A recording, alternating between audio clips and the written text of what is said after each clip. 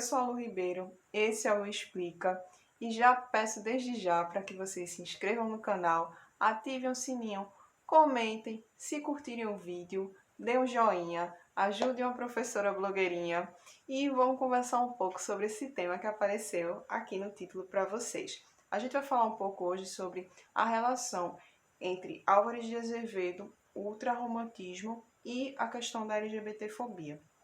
E aí, gente, primeiramente eu queria dizer a vocês, para quem não sabe, que Álvares de Azevedo foi um autor importantíssimo no período do romantismo no Brasil e ele fez parte da segunda geração, que era a geração que se auto-intitulava ultrarromântica ou byroniana, fazendo referência a Lord Byron, que foi um autor inglês que tinha como característica ser muito boêmio, ele era muito contra as regras daquele período, ele tinha relações tanto entre homens quanto entre mulheres, então ele tinha comportamentos que para a época eram considerados desviados, digamos assim. Mas ele era um cara da burguesia, era um cara nobre, inclusive ele tinha esse título de Lord Byron, então a gente percebe que ele era um cara bem de vida, certo? E como a gente sabe, o Brasil durante muito tempo, em termos de literatura, bebeu muito da fonte do que vinha da Europa.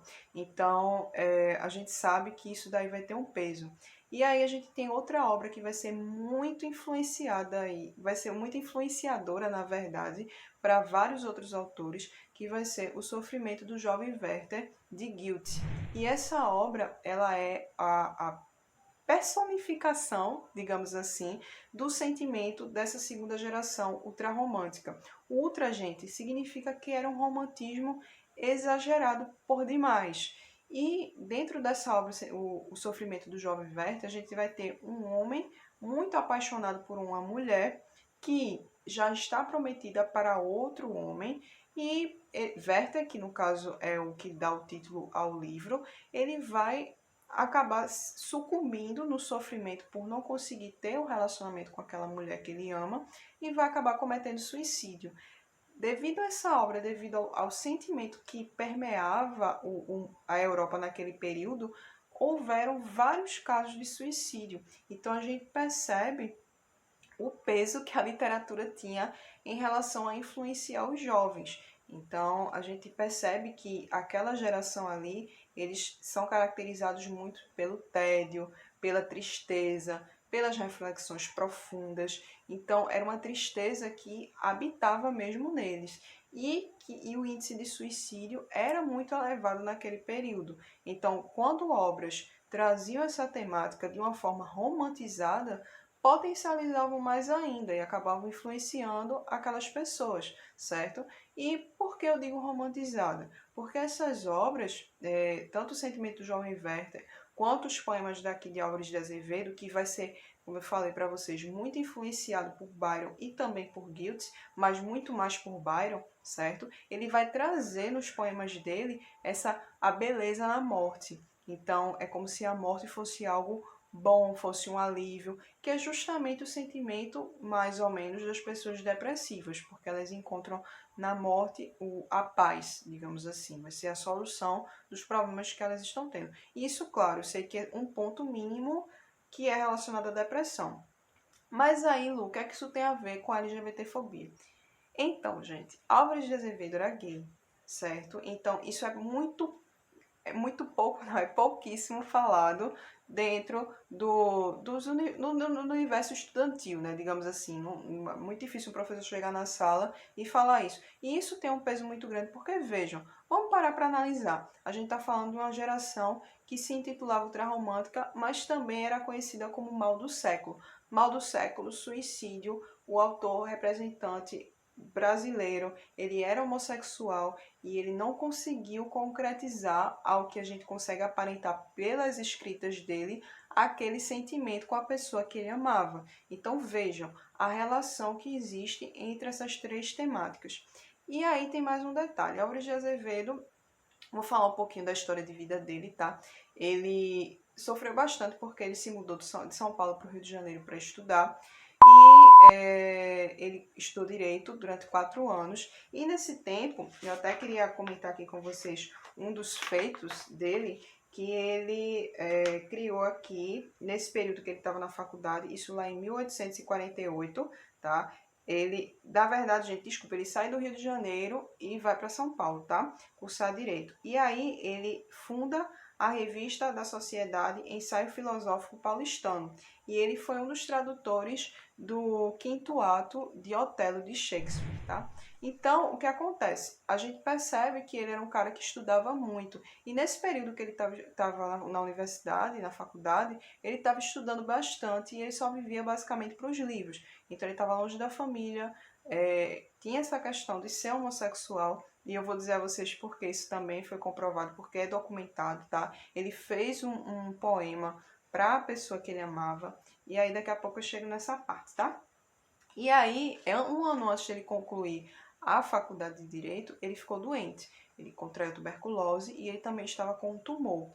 Ele ainda passou pela cirurgia para tirar esse tumor, só que ele acabou não resistindo. E ele fez um poema algumas semanas antes de falecer, que foi lido no enterro dele por Joaquim Manuel de Macedo, que também era outro autor literário, tá? E aí, deixa eu ler aqui um pedacinho para a gente analisar um pouco essa romantização do suicídio, da morte, enfim, tá? E aí é o trechinho final, é o último verso, que tem assim, a última estrofe, aliás. Mas essa dor da vida que devora a ânsia de glória, o doloroso afã, a dor no peito emudecer ao menos, se eu morresse amanhã. A dor no peito emudecer ao menos, se eu morresse amanhã. Então, quer dizer, toda aquela carga, toda aquela dor que eu sinto, ela vai morrer comigo. Então, se eu morrer, ela vai passar, certo? Então, vejam aí a seriedade da coisa. E aí, a gente precisa também entender um pouco do contexto histórico. Vai ser um pouco depois da morte de Álvares de Azevedo, alguns anos depois. Mas a gente já percebe no Brasil, com a instauração da República, que os estudos científicos começaram a ficar mais intensificados. E o que é que isso traz? Isso vai trazer os cientistas começando a estudar coisas que eram normais ou que eram levadas sem grandes observações, começaram a entrar em um foco maior. E aí, em relação aos homossexuais, os cientistas vão começar a enquadrar como uma patologia.